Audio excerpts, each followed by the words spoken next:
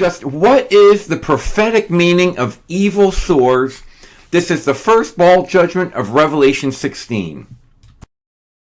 We've been working through the book of Revelation. We're currently in Revelation 16, and we're looking at the 7 golden balls of God's wrath.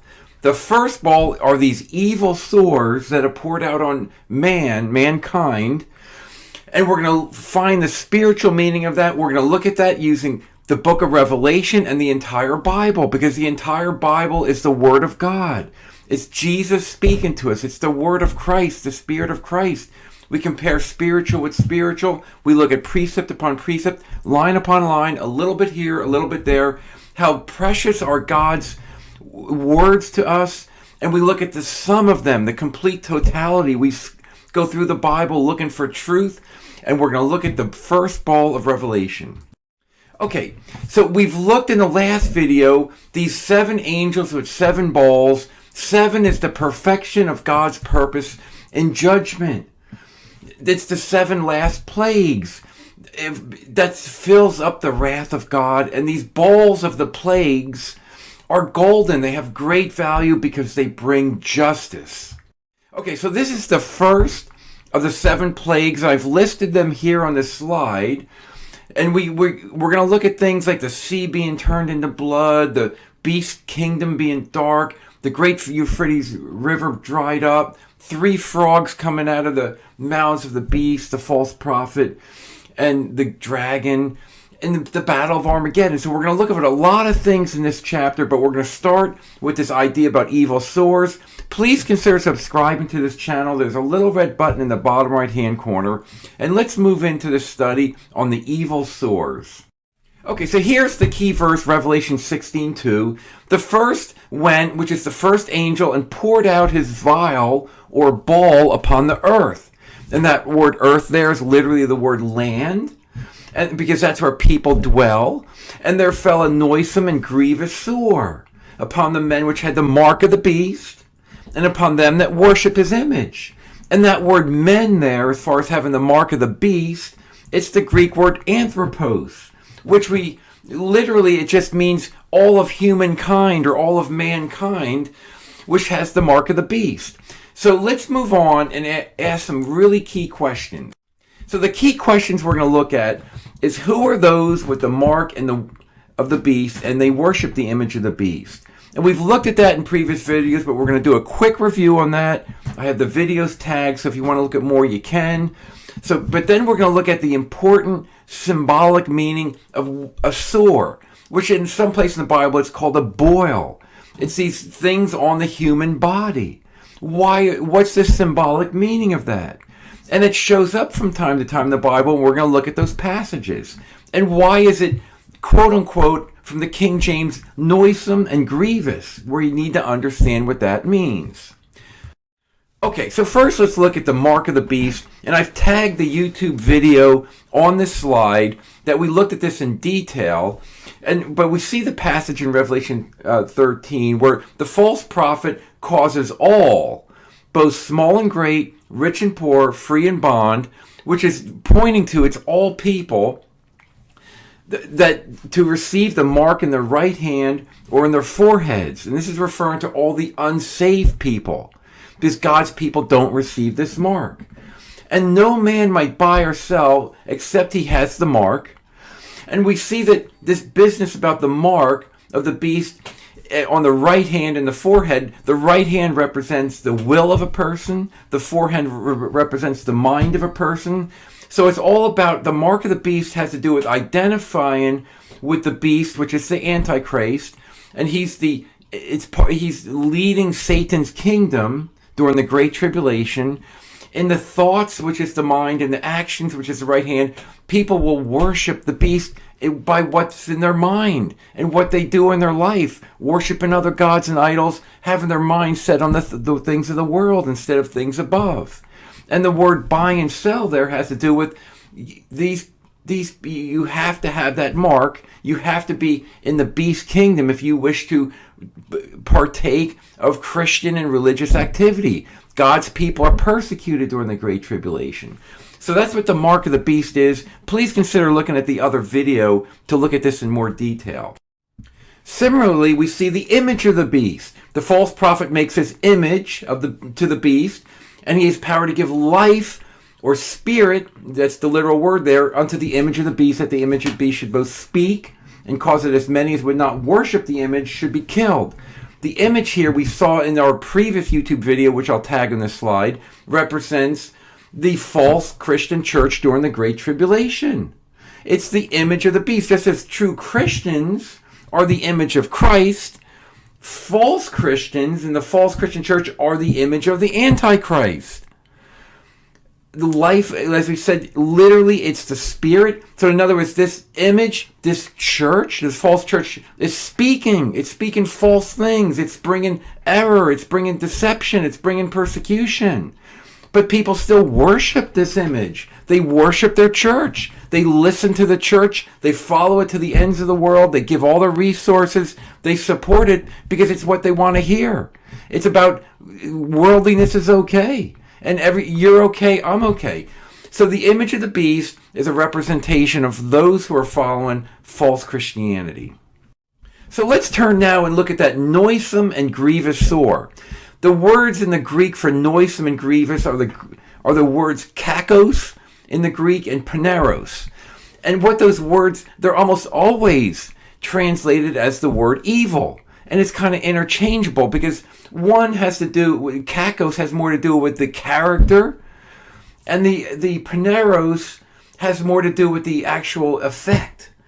But in either case, they're almost always translated evil, whether it's the character or the effect of the evil thing. That's what it's translated. But the important thing is that this is an evil sore, both in character and in action.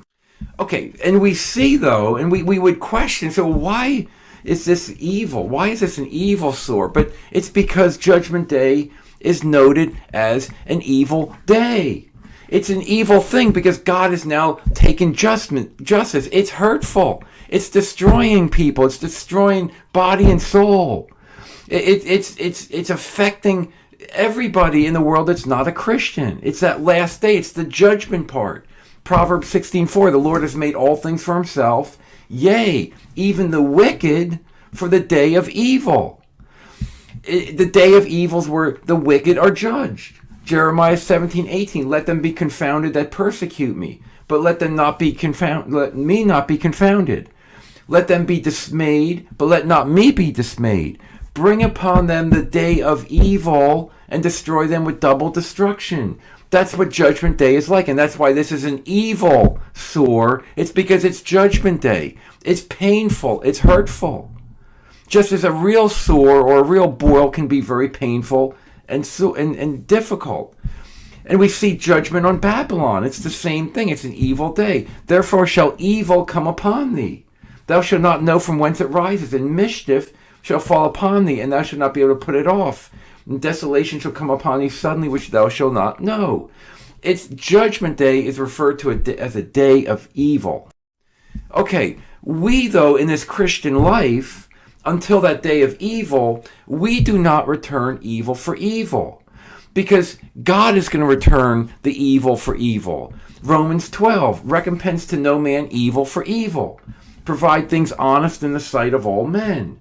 If it be possible, as much as it is in you, live peaceably with all men. Dearly beloved, avenge not yourselves, but rather give place unto wrath.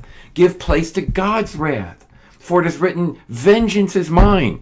Vengeance is God's. I will repay, says the Lord. The day of evil, God's the one that returns evil for evil. We leave it up to him. We don't take our own vengeance on other people's evil toward us. Deuteronomy 32. A fire is kindled in my anger, and shall burn into the lowest hell, and shall consume the earth with her increase, and set on fire the foundations of the mountains. And this is talking of God on Judgment Day. I will heap mischiefs, and that's in the Hebrew, it's literally the word evil, upon them. I will spend my arrows upon them. Judgment Day is a day of evil. Okay, so now let's look at these sores or boils. And we know as human beings that they're very painful. Whether they come from an injury or they come from a disease or whatever, they're very painful. But these are notable places on this slide, which we're going to look at some of these in a little bit more detail on the next few slides. The sixth plague of Egypt, which points to the final judgment day. Lazarus was full of sores. Lazarus and the rich man. Job is the classic case of being also full of sores. King Hezekiah had received a sore which he was healed from. And then sores are also related to leprosy, which we're not going to look at, but that has to do with sores as well. Okay, so first the sixth plague on Egypt. The Lord said to Moses and to Aaron, "Take to you handfuls of ashes of the furnace, and let Moses sprinkle it toward heaven in the sight of Pharaoh." And although he physically did that, it's symbolic. "And it shall become small dust in the land of Egypt, and shall be a boil breaking forth with blisters upon man," painful, "and upon beasts throughout all the land of Egypt." So, in other words, he took ashes from a furnace, he tossed it up into the air, and it turned into the things that landed on the Egyptians and became boils. And we see that this boil being related to the ashes of the furnace points to judgment, because this was a plague on Egypt. And again, it's a plague, as we see these 7 judgments in Revelation 16 are called plagues. The ashes of a furnace points to judgment. 2 Peter 2:6, turning the cities of Sodom and Gomorrah into ashes, condemn them, making them an example unto those that after should live ungodly. Ashes become boils in the 6th plague of Egypt. And we see that ashes are what happened as a result of God's judgment. Matthew 13, "So shall it be at the end of the world, the angels shall come forth and sever the wicked from among the just, and shall cast them into the furnace of fire. And the furnace of fire produces ashes. And there shall be wailing and gnashing of teeth." Painful. It's a symbol for the pain of Judgment Day, the evil on Judgment Day. We also see that King Hezekiah, due to his pride, he was a good king. He did a lot of great things, but that resulted in pride. In those days, Hezekiah was sick to death, for his heart was lifted up. His heart was lifted up. He became prideful. Therefore, there was wrath upon him and upon Judah and Jerusalem, because the king, this good king that did so many great things for Judah, he became prideful. But then Hezekiah humbled himself for the pride of his heart, both he and the inhabitants of Jerusalem, so that the wrath of the Lord came not upon them in the days of Hezekiah. But we see that this boils that he had was a symbol for the wrath of God. They were painful, but we have to keep in mind why the boils were there. It was because of pride.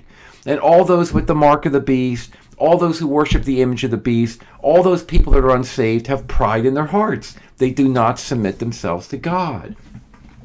2 Kings 20, "I beseech thee, O Lord, remember now how I have walked before thee in truth and with a perfect heart, and have done that which is good in thy sight." He was a good king Hezekiah. And Hezekiah wept sore.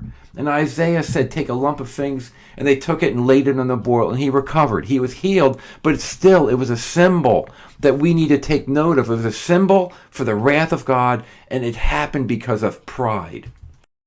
Okay, another example, Lazarus' sore. His sores, Lazarus was a good man. He was a godly person. He was a Christian. And let's read part of the passage. There was a certain beggar named Lazarus, which was laid at his gate, the rich man's gate, full of sores. And the sores, it's the same Greek root as what we find in Revelation 16:2. And desiring to be fed with the crumbs which fell from the rich man's table, moreover the dogs came and licked his sores. He was full of sores, and they were painful. But we see later in the passage that this sore in the earth, Lazarus, although he was a Christian, he was tormented. He had troubles in his life, just as all Christians are persecuted and will have troubles in their life, wherever it may be, and in whatever form, in family and work and regular things of life, we have torment. And we see that this torment, we see Abraham said, "Son," which is the rich man, "remember that in your lifetime you received good things, and likewise, Lazarus, evil things." These sores were evil. They were evil things, an evil sore. But now he is comforted, and you, the rich man, the unsaved rich man who wasn't following God, who was prideful in heart, you are tormented. The boils bring torment. It's to grieve. And torment literally means to grieve in sorrow. It's to be tormented. It's to be sorrowful. So the sore represents that which causes sorrow. Okay, so now we come to really the worst sorrow that we can experience and see, and that's found in Job chapter 1 and 2. And we're going to briefly look at this. Job 1, you can read it on your own. He lost his 10 children were killed and all his possessions because God allowed Satan to do harm and to do evil. It was a test. It was a proving of Job's faithfulness. It was horrible. But in Job 2, and Job withstood that test in Job 1, but in Job 2, Satan comes back to God. Satan answered the Lord and said, skin for skin, yea, all that a man will give for his life. He already gave his children and all his possessions. But put forth your hand now and touch his bone and his flesh, and he will curse thee to thy face. More proving for Job. And the Lord said unto Satan, behold, he is in thine hand, but save his life. Don't kill him. You can torment him with these boils, but don't kill him. So went Satan forth from the presence of the Lord and smote Job with sore or evil. It's literally evil boils from the sole of his foot unto his crown. And that's Job was being proved again in his walk with the Lord. He was just similar to Lazarus. He had these evil boils, these sore boils or sores. And it's the worst sorrow. You can take away someone's children, you can take away their possessions, but he was physically in pain. It was the worst thing. It's the worst thing that could have been done to him other than finally killing him, which would have been a relief. It was the worst pain. He lost his children, he lost his possessions, and now his body is in excruciating pain. And his 3 friends saw that his grief was very great. Boils represent grief. They represent sorrow, the grievous, evil sore of sorrow, of being tormented by being under the wrath of God and being separated him for eternity. Okay, and Job had a desire to die. Oh, that I might have my request and that God would grant me the thing that I long for, even that I would please God to destroy me. He would let me loose and cut me off. Job desired to die. He gave up all. It's a desire to die. It's so hurtful and so painful he wanted to die. And that's how the evil boils in the wrath of God are. People don't want to exist anymore. Oh, that you would hide me in the grave, that you would keep me secret until thy wrath be past, that you would appoint me a set time and remember me. The sore there that then represents that which causes sorrow and a desire to die physically. We also find harmony with this idea about desiring to die, because the boils represent judgment and they represent great physical pain, and then resulting in the desire to die. They're so painful. There's several places in the Bible, and this is one example we looked at in Revelation chapter 6, the 6th seal. And the kings of the earth and the great men and the rich men and the chief captains and the mighty men and every bondman, every free man, everybody hid themselves in the dens and the rocks of the mountains and said, fall on us and hide us from the face of him that sits on the throne and from the wrath of the Lamb. For the great day of his wrath is coming, who shall be able to stand? This idea about hiding oneself and let the rocks fall on us, we're so afraid. We have this desire to be hid from the wrath of God, the desire to death. There is no hiding from God's wrath, but the boils represent the so great pain of Judgment Day that there's even a desire to not exist any longer. Okay, so just a quick summary of this first of 7 bowl judgments. This one points to those who have the mark of the beast, which are all the unsaved people, those who worship the image during the Great Tribulation. There will be those unsaved people that are worshiping and following the false Christian church. And then we see they get the sore. The sore is a horrible, painful thing that someone receives, and it's noisome and grievous. It's an evil thing. It's in Judgment Day, God returns evil for evil. On the unsaved. That's what this is pointing to. It's about returning evil for evil, and it's a painful thing. It's a physically painful sore, and it's pointing to people that are prideful, just as we saw Hezekiah was prideful and he received the sore. It's prideful people, which are all unsaved people, and they are sorrowful, and they want to hide from God. They have a desire to die because they know what's coming on them, which is the judgment and the wrath of God. We're going to move on from here. We're going to look at the second bowl, which is the sea becoming blood, every soul dying. There's beautiful spiritual meaning in that. Please consider subscribing to this channel, and thank you for watching this video.